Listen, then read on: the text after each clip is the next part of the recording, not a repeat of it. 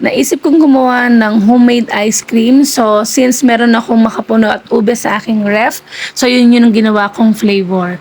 So, ako ay nag-chill ng ating all-purpose cream sa ref for more than 2 days to. Then, after that, ano lang natin siya, i-hand mixer at i-make sure lang natin na magdo-double yung kanyang size. So, kapag nag-double na yung kanyang size, i-mix ko na dito yung aking makapuno na binilender ko. Plus, naglagay din ako ng condensed dito para madagdagan lang yung sweetness. And then, naglagay din ako ng blended na ube sa ating ice cream molder. Then, kailangan lang natin itong ipa-chill overnight. So, yung mga natira pa, kumuha pa rin ako ng mga container ko at gumawa ko ng mga art. Kung mapapansin nyo, pinagsasama-sama ko, then guguluhin ko lang yung ube para maganda siya kapag na tumigas na. Then, yung last kong ginawa dito, isinama ko na siya sa buong mixture ko. Then, kumuha lang ako ng isang malaking lagayan at kahit sikay nagustuhan ng ating ice cream. Thank you! This time, avocado ice cream naman yung aking ginawa. So, same procedure lang tulad ng una kong ube makapuno ice cream na ginawa.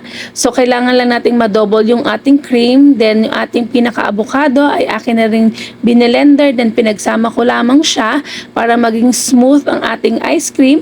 Then, after nan, so, inilagay ko na siya sa mga molders at kailangan na nating ilagay sa ref para tumigas. So, ma-enjoy na natin to after ng ilang hours or kahit sa kinabukasan. Lately, nahihilig akong gumawa ng homemade ice cream. So, this time, meron naman ako mga strawberries. So, yun ang aking ginawa. So, same procedure. Ang all-purpose cream ay akin lang hinan mixer hanggang sa mag-double yung volume niya. Then, yung aking mga frozen strawberries ay akin na binilender. Then, pinag-mix ko lang siya. Kinuha ko na yung aking iba't iba mga molders kung saan doon ko naman napabatigasin ang ating homemade strawberry ice cream. Walang sawa sa paggawa ng ice cream talaga. So, this time naman, buko salad ice cream naman ang ating susubukan. So, tulad ng dati, hinan-mixer ko lang ang ating all-purpose cream. Then, nag-blender ako ng buko, pero syempre, nagtira pa rin ako ng mga buo-buong strips para pag tumigas to, mas masarap. And meron din akong fruit cocktail.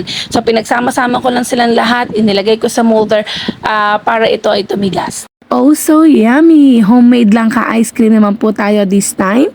So, same procedure po tulad ng mga nagawa ko ng ice cream before. So, dinouble ko lang yung volume ng ating full cream milk. Then, yung ating langka ay minatamisan ko muna. Then, binilender at pinagsama-sama ko na sila.